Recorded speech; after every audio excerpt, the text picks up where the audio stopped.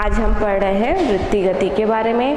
पिछली कक्षा में हमने देखा कि त्वरण क्या होता है, अभिकेंद्र त्वरण और अभिकेंद्र बल क्या होता है। क्या होता है जब भी कोई एक पिंड वृत्तीय गति करता है, वृत्तीय गति करता है तो उसकी चाल तो एक समान रहती है, लेकिन दिशा क्या होती है, बार बार बदलती है। और दिशा के बार बार बदलने से उसका वेग क्या हो जाता है, बदलता है। इस वजह से वृत्तीय गति एक समान होते हुए भी उसका वेग एक समान नहीं हो पाता, और वेग एक समान नहीं होता, बदलता है। इस कारण से उस पर एक त्वरण उत्पन्न हो जाता है जिसकी दिशा अभिलंबवत केंद्र की ओर होती है, उसको हम अभिलंब त्वरण कहते हैं। और हमने क्या देखा कि अभिकेंद्र बल क्या होता है। कोई भी कण तभी वृत्तीय गति कर सकता है जब एक अभिकेंद्र बल हो। अभिकेंद्र बल के अभाव में कोई भी कण वृत्तीय गति नहीं कर सकता है। ये सब चीजें हमने पिछली कक्षा में देखी। आज हम देखेंगे कि यदि वृत्तीय समतल सड़क पर कार गति कर रही है तो उसके लिए वेग कितना होना चाहिए।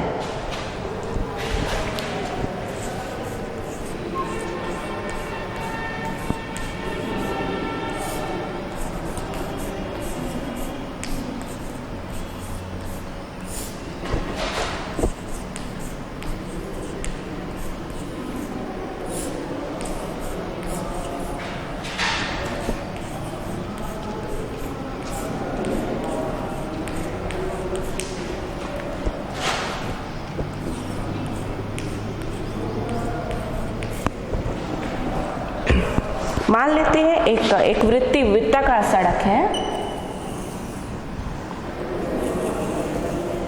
इस सड़क पर कोई कार गति कर रही है जिसका केंद्र है O और त्रिज्या है R और कार का वेग है V। ठीक,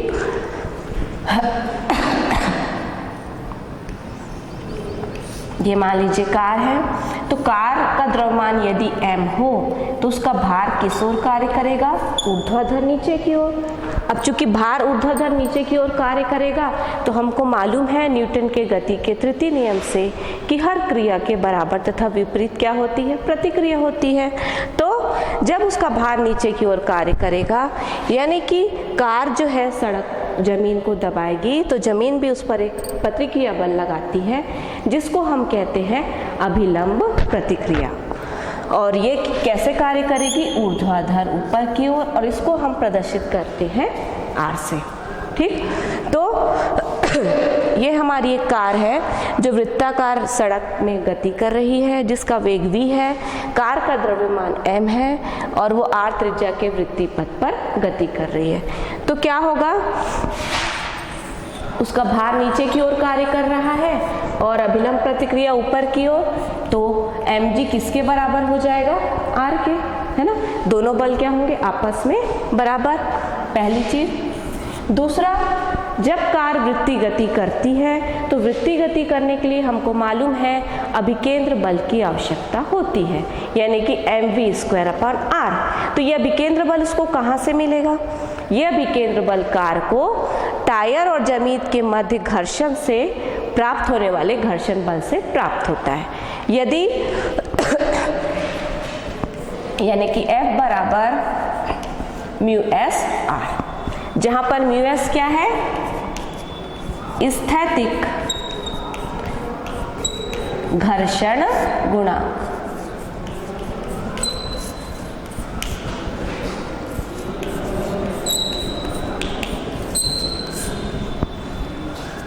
तो इस बल से क्या होता है, इस कार को वृत्तीय गति करने के लिए आवश्यक अभिकेंद्र बल प्राप्त होता है। R का मान यदि हम समीकरण 1 से रख दें तो F बराबर हो जाएगा μs mg, समीकरण 2। अब अभिकेंद्र बल कितना होता है हमको मालूम है, mv²/r, है ना। यह भी केंद्र बल किससे प्राप्त होता है, इसी घर्षण बल से प्राप्त होता है। तो यदि कार सुरक्षित वृत्ताकार मोड़ पर गति कर रहे, इसके लिए ये आवश्यक होता है कि mv²/r इस लेस देन छोटा है या बराबर है किसके, f के। F का मान यदि हम रख दें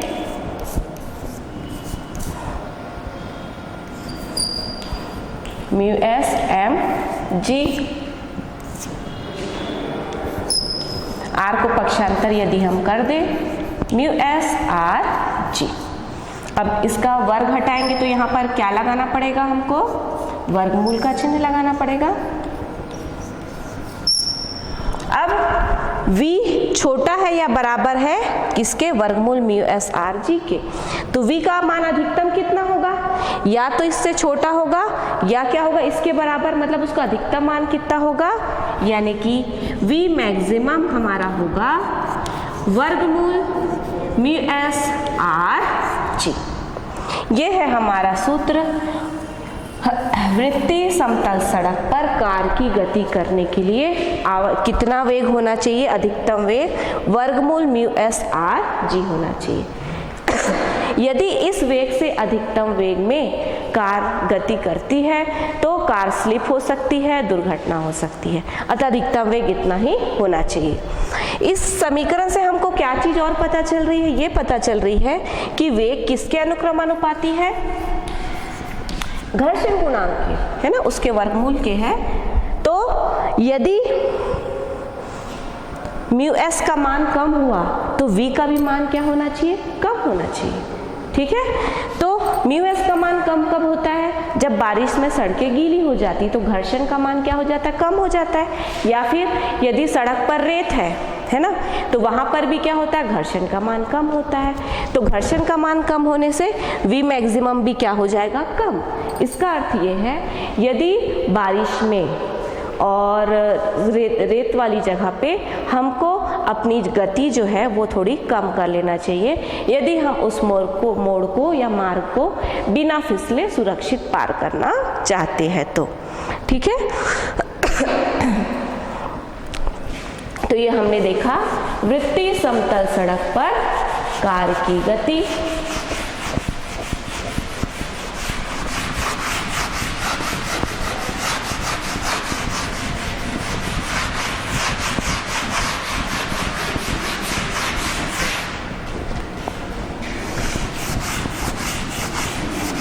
अब यदि हम अधिक वेग से गति करना चाहें, है ना, ये तो अधिकतम सीमा है, इससे ज़्यादा वेग से करेंगे तो कार क्या हो जाएगी, स्लिप हो जाएगी। यदि अधिक वेग से गति करना चाहे तो इससे और क्या पता चलता है, क्या बढ़ाना पड़ेगा, घर्षण गुणांक। और यदि घर्षण गुणांक बढ़ गया मतलब टायर और जमीन के मध्य क्या अधिक होगा, घर्षण अधिक होगा। घर्षण अधिक होगा तो टायर घिस जाएंगे, टायरों को क्षति पहुंचेगी। तो ऐसा क्या किया जाए कि हम वृत्तीय मार्ग पर अधिक वेग से गति कर सके और टायरों को क्षति भी ना हो। तो इसके लिए क्या किया जाता है, जो सड़कें है ना, मोड़ पे जो सड़कें हैं वो बंकित बनाई जाती है, ढाल वाली सड़कें बनाई जाती हैं।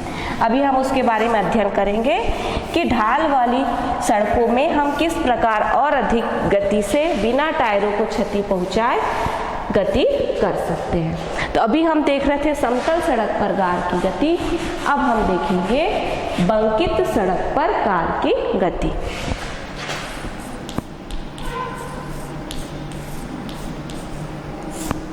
बंकित सड़क पर कार की गति, मान लीजिए ये क्षैतिज है और ये कोण थीटा है। क्या किया जाता है बंकित सड़क में, वृत्तीय मार्ग पर सड़कें इस प्रकार से बनाई जाती है कि उनका बाहरी किनारा थोड़ा उठा हुआ होता है और आंतरिक किनारा थोड़ा दबा हुआ होता है। इससे फायदा कैसा होता है अभी हम देखेंगे। मान लीजिए ये सड़क जो है थीटा कोण से झुकी हुई है, यहाँ पर एक कार है, ठीक। तो कार का भार कैसे कार्य करेगा, अभिलंबवत नीचे की ओर mg। मान लेते हैं कार का द्रव्यमान m है, वेग उसका v है और त्रिज्या है r। अब ये तो उसका भार कैसे कार्य करेगा, ऊर्ध्वाधर नीचे की ओर। और अभिलंब प्रतिक्रिया कैसे कार्य करेगी, तल के लंबवत ऊपर की ओर या फिर ऊर्ध्वाधर से थीटा कोण बनाते हुए क्या कार्य करेगी, अभिलंब प्रतिक्रिया। तो इस अभिलंब प्रतिक्रिया के दो घटक मिलेंगे हमको। पहला चाहिए ऊर्ध्वाधर घटक r cos थीटा, दूसरा क्षैतिज घटक r sin थीटा। ठीक, भार कैसे कार्य कर रहा है नीचे की ओर, और अभिलंब प्रतिक्रिया कैसे कार्य कर रही ऊर्ध्वाधर से थीटा को बनाते हुए। अब वृत्ति मोड़ पर आपने देखा होगा, जैसे कार चला रहे हैं या साइकिल चला रहे हैं, तो वृत्ति मोड़ पे क्या होता है, हमारा जो भी वाहन है, चाहे बाइक हो, चाहे कार हो, चाहे साइकिल हो, वो वृत्ति मोड़ से बाहर जाने का प्रयास करता है, केंद्र की ओर नहीं, बाहर की ओर। तो उस पर जो बल लगता है, घर्षण बल, वो किस ओर लगता है, केंद्र की ओर। तो इस पर लगने वाला बल किस ओर लगेगा, केंद्र की ओर, F। इसको भी हम दो घटकों में बांट सकते हैं। इसका क्षैतिज घटक हो जाएगा F cos थीटा और ऊर्ध्वाधर घटक हो जाएगा F sin थीटा। ठीक, तो एक और अभिकेंद्र बल किस ओर कार्य करेगा, हमेशा केंद्र की ओर कार्य करता है, तो अभिकेंद्र बल mv²/r किस ओर कार्य करेगा, केंद्र की ओर। एक बार चित्र को फिर समझ लिए। ये एक ढलान है जिसकी ढाल कितनी है, थीटा कोण है, और यहाँ पर एक कार है, गति कर रही है। ठीक, कार गति कर रही, तो इसका भार जो है, यदि इसका द्रव्यमान m है तो भार कितना हो जाएगा, m × g, m × गुरुत्वाकर्षण। वो कैसे कार्य करेगा, भार तो हमेशा लंबवत नीचे की ओर कार्य करता है, तो कैसे कार्य करेगा, लंबवत नीचे की ओर। अब हम जानते हैं न्यूटन के गति के द्वितीय नियम से कि हर क्रिया के बराबर तथा विपरीत क्या होती है, प्रतिक्रिया होती है। तो अभिलंब प्रतिक्रिया कैसे कार्य करेगी, ऊर्ध्वाधर से थीटा कोण बनाते हुए या इस तल के लंबवत ऊपर की ओर।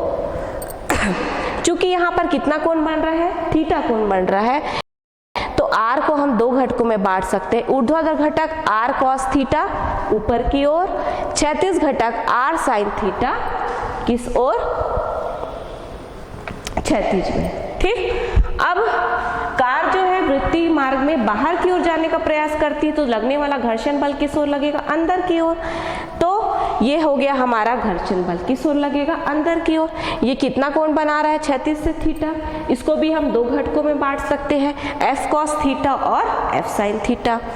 तो F sin थीटा ऊर्ध्वाधर नीचे की ओर कार्य करेगा और F cos थीटा क्षैतिज दिशा में कार्य करेगा। अब एक और बल इसमें लग रहा है, कौन सा बल, mv²/r, अभिकेंद्र बल, जो कि जरूरी है किस लिए, वृत्तीय गति के लिए। अभिकेंद्र बल के अभाव में कोई भी पिंड वृत्तीय गति नहीं कर सकता। तो ये किस ओर कार्य करेगी, इसकी दिशा हमेशा केंद्र की ओर होती है, हम पहले ही पढ़ चुके हैं। ये तो चित्र के बारे में हमने समझ लिया, और हम जान रहे हैं कार का द्रव्यमान हमने क्या माना है, स्मॉल m, कार का वेग क्या है, v, और त्रिज्या कितनी है, r। ठीक, तो r के कौन कौन से घटक हैं, पहला r cos थीटा, दूसरा r sin theta. r cos theta कैसे कार्य कर रहा है, ऊर्ध्वाधर ऊपर की ओर, और r sin थीटा क्षैतिज।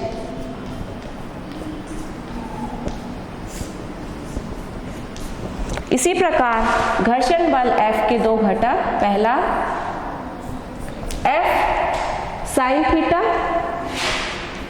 और दूसरा F cos theta. F sin theta कैसे कार्य कर रहा है, ऊर्ध्वाधर नीचे की ओर,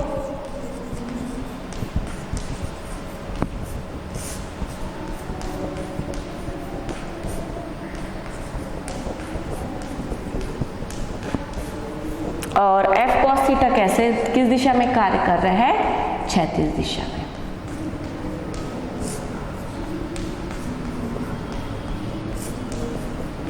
ठीक, ये तो हमने समझ लिया कौन कौन से बल किस दिशा में कार्य कर रहे हैं। अब देखिए इस रेखा में f साइन थीटा नीचे की ओर कार्य कर रहा है, mg भार भी नीचे की ओर कार्य कर रहा है। ये किससे संतुलित हो रहा है? r cos थीटा से। तो दोनों क्या होंगे? आपस में बराबर होंगे, यानी कि r cos थीटा बराबर क्या हो जाएगा? mg plus f sine theta. यदि हम f साइन थीटा को पक्षांतर कर दे, mg यहीं रहेगा और ये क्या हो जाएगा? r cos थीटा यहीं है और f साइन थीटा को हमने पक्षांतर किया है तो माइनस हो जाएगा f साइन थीटा। समीकरण 1। ये तो इसकी बात हो गई। ये दोनों नीचे की और ये ऊपर की ओर, तो ये इससे संतुलित हो रहा है, ठीक। और अभिकेंद्र बल कार को किससे मिल रहा है? r sine theta plus f cos theta, ठीक। तो अभिकेंद्र बल mv²/r बराबर हो जाएगा किसके? r sine theta plus f cos theta के। समीकरण 2। और तीसरी चीज क्या है यहाँ पर? f बराबर हम क्या जानते हैं? म्यू r, या r को पक्षांतर कर दे तो म्यू बराबर कितनी आ जाएगा? f/r। समीकरण 3, ठीक है। ये समझ में आई ये चीजें। ये दोनों मिलके क्या प्रदान कर रहे हैं? अभिकेंद्र बल, इसलिए mv²/r बराबर ये हुआ। और ये r cos थीटा इन दोनों से बैलेंस हो रहा है, इसलिए हमने यहाँ पे क्या लिया? r cos थीटा बराबर ये, तो हमारा ये समीकरण आया। अब यदि हम समीकरण 2 को समीकरण 1 से भाग दे दें, चलिए देते हैं।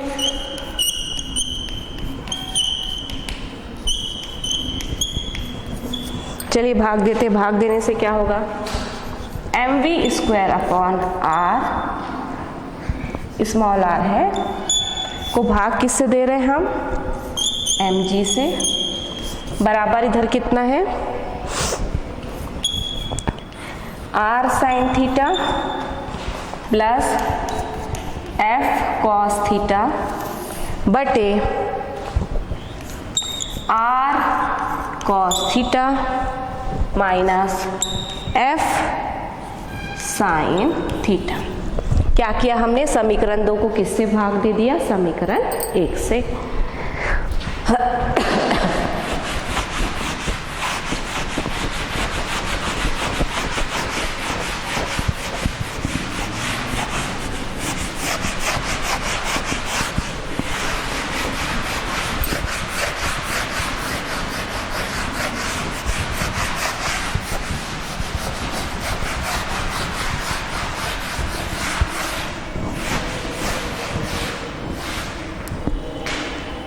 अब देखिए यहाँ पे mm तो कट जाएगा, यहाँ पे लेफ्ट हैंड साइड में हमारे पास क्या बचेगा? v²/r g। अब राइट हैंड साइड में दाएं पक्ष में यदि अंश और हर में हम r cos थीटा से भाग दे दे r cos थीटा से भाग देने पर, चलिए भाग देने पर क्या होगा? r साइन थीटा को किससे भाग देना है? r cos थीटा से प्लस f cos थीटा को किससे भाग देना है हमको? r cos थीटा से बटे नीचे क्या है? r cos थीटा, इसको किससे भाग देना है? r cos थीटा से माइनस f साइन थीटा किससे भाग देना है? r cos थीटा से। हमने अंश और हर में समान संख्या से भाग दिया है, इससे इस समीकरण में कोई मान में कोई परिवर्तन नहीं होता है ना। जब अंश और हर में हम समान संख्या से भाग दें या समान संख्या का गुणा करें तो उसके मान में परिवर्तन नहीं होता है। r कट गया, साइन थीटा बटे कॉस थीटा क्या हो जाएगा? कितना होता है sine upon cos? tan theta. और ये कॉस का उसका दिया, यहाँ पे क्या बचा एफ अपॉन आर, और एफ अपॉन आर की वैल्यू हमने क्या निकाली, म्यू निकाली है, तो यहाँ पे क्या हो जाएगा plus mu. R cos theta क्या बचा 1 माइनस एफ अपॉन आर की value mu, sine theta upon cos theta की वैल्यू टैन थीटा। ये हमारा समीकरण निकला। क्या निकला, v square upon R G बराबर tan theta plus mu 1 minus mu tan theta. अब म्यू क्या है, म्यू क्या है घर्षण गुणांक। यदि घर्षण न्यूनतम हो, यानी कि म्यू का मान यदि क्या हो 0 रख दे हम, तो हमारा समीकरण क्या हो जाएगा, म्यू बराबर 0 रखने पर V square upon R G बराबर टैन थीटा प्लस 0 हो गया ये, और ये 1 माइनस 0 टैन थीटा, गुणा करेंगे तो ये 0 हो गया, ये 1 माइनस 0 हो गया, तो वी स्क्वायर बराबर आ गया हमारा आर जी टैन थीटा।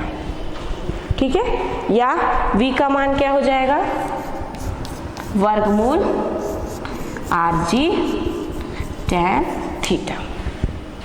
ठीक है, तो ये था हमारा समीकरण किसके लिए, बंकी सड़क में कार जब गति करती है तो उसके लिए v कितना होगा। इस समीकरण से हमको ये पता चलता है कि इसमें v का मान अधिक हो सकता है। समतल सड़क में से ज़्यादा अधिक तेजी से हम इस सड़क में, बंकी सड़क में कार को चला सकते हैं। दूसरा, घर्षण चूंकि कम होता है तो टायर घिसेंगे नहीं, तो ये भी हमको फायदा है। तीसरा, वाहन जो है इसमें फिसलते नहीं है, स्लिप नहीं होते। ठीक है,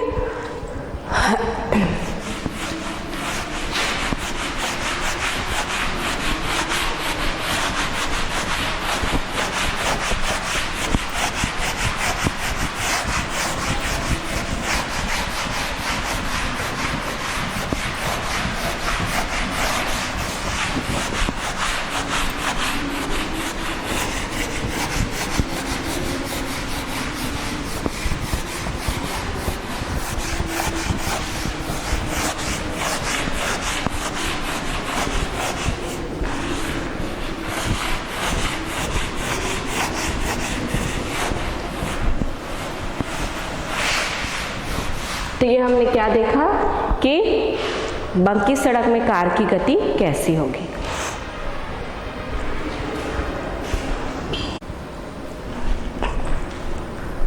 हमने देखा कि बंकी सड़क में कार की गति के लिए क्या होगा वेग का। अब हम देखेंगे वृत्तीय पथ पर यदि साइकिल सवार गति करता है तो उसकी गति कैसी होगी।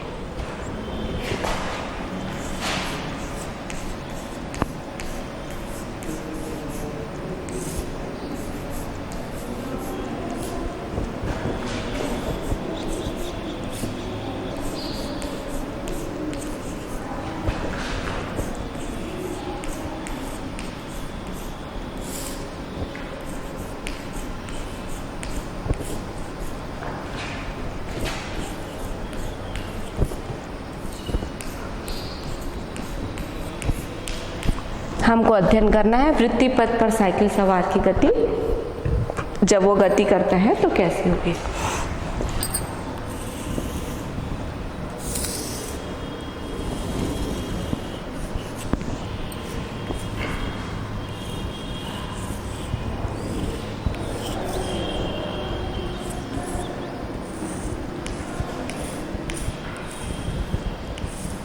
ठीक, मान लीजिए एक साइकिल सवार है जो किस पर गति कर रहा है, वृत्तीय पथ पर, तो उस पर लगने वाली ये है अभिलंब प्रतिक्रिया, जो कि ऊर्ध्वाधर से कितना कोण बना रही है, थीटा कोण बना रही है।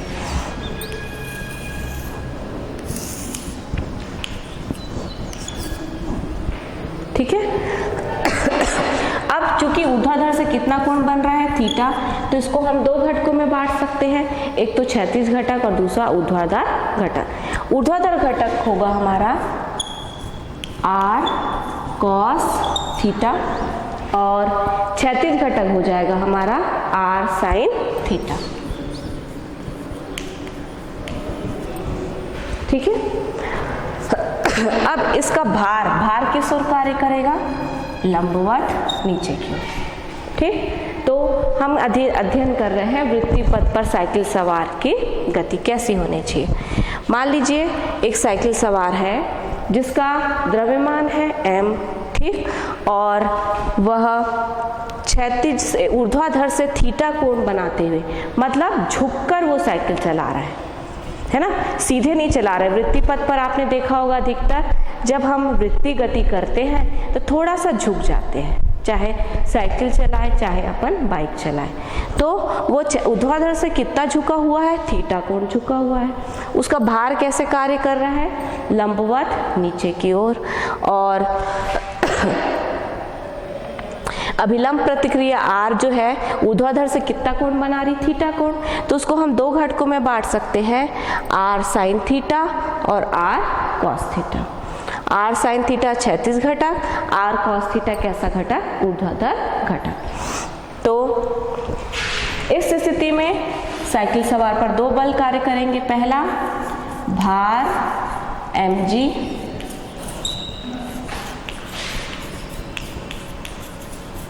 ऊर्ध्वाधर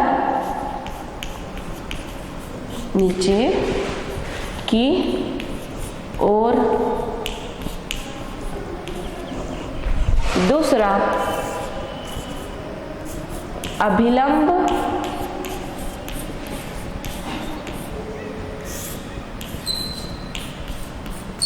प्रतिक्रिया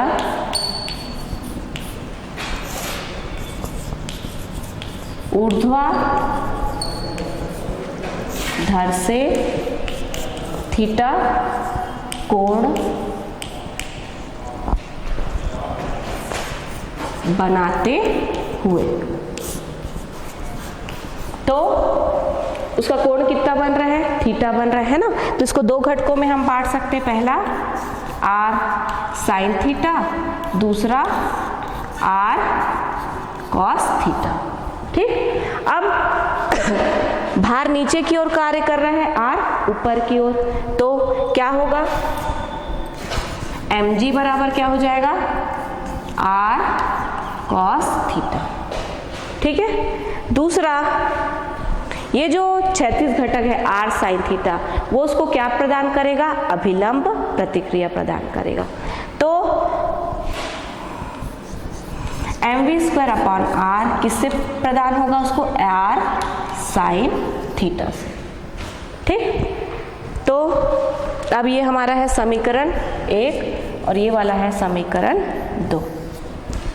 यदि हम समीकरण 2 को समीकरण 1 से भाग दे दें, 2 को किससे भाग देंगे? 1 से, तो ये कितना हो जाएगा? हमारा R कट जाएगा, R साइन थीटा बटे R कॉस थीटा बराबर mv² अपॉन R बटे mg। R कट गया, यहाँ पे कितना आया? tan थीटा बराबर mm कट गया, कितना आया? v² upon rg। ये फाइनल हमारे लिए समीकरण निकला। किसके लिए? tan थीटा बराबर v² अपॉन rg। यदि कोई साइकिल सवार वृत्तीय पथ पर गति कर रहा है तो उसके लिए समीकरण निकला। इस समीकरण से हमको क्या पता चलता है? ये पता चलता है कि सुरक्षित कार्य करने के लिए क्या होना चाहिए? थीटा कम होना चाहिए, और थीटा कम होगा कब होगा? जब v कम होगा। यानी कि जब हम वृत्तीय मार्ग पे गति करते हैं तो क्या कम होना चाहिए?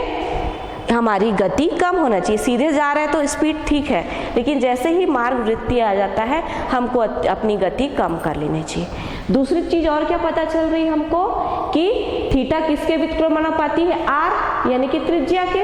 मतलब R का मान अधिक होने से थीटा कम होगा, अर्थात जब हम वृत्तीय गति करते हैं तो हमको बड़ी से बड़ी त्रिज्या लेते हुए वृत्तीय पथ पर गति करना चाहिए, ताकि हम उस पथ को सफलतापूर्वक पार कर सके, फिसले नहीं।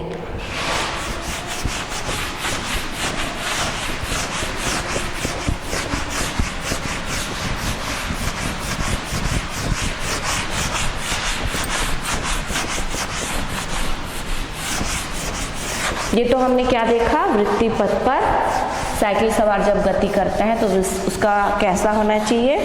अब एक छोटी सी एक परिभाषा आपको बता दूं मैं। अपकेंद्र बल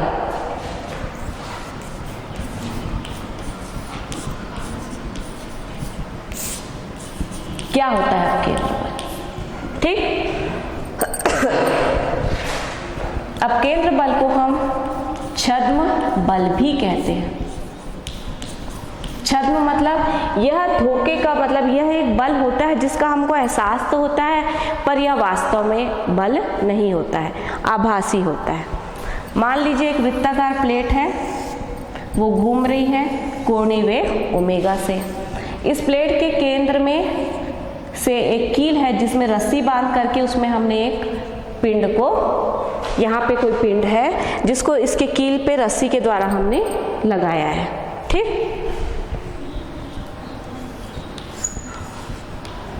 इस पिंड का द्रव्यमान है स्मॉल m।